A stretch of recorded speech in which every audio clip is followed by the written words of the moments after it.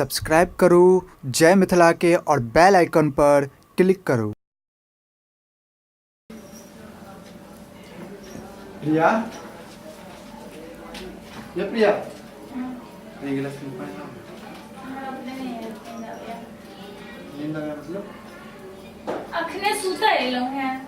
ना के पानी लेवल का मतलब। उठ कर लो लिया ना, हम लोग तो सब पी सके छी ने।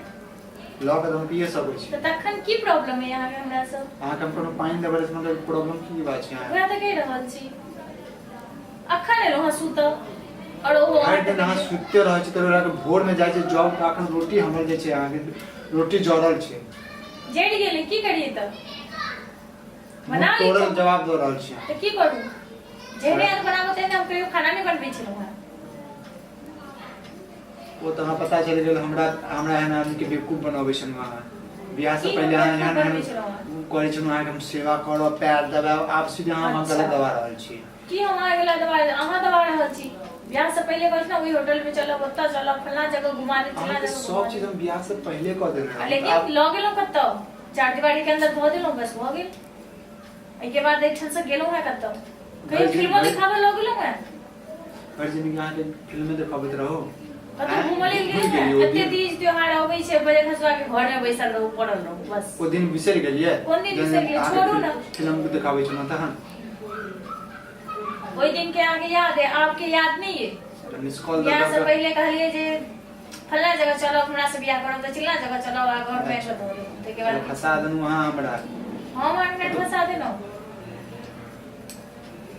बियाह से पहले अहाँ ई कहै छनु तो की हमरो नसीब में छनु अहाँ जे ना भागले एकटा अहाँ के गिलास देबल ओइ बात के लोग अहाँ जे छते उठ के पी लियो ओते गुस्सा नहीं दिलाओ हमरा।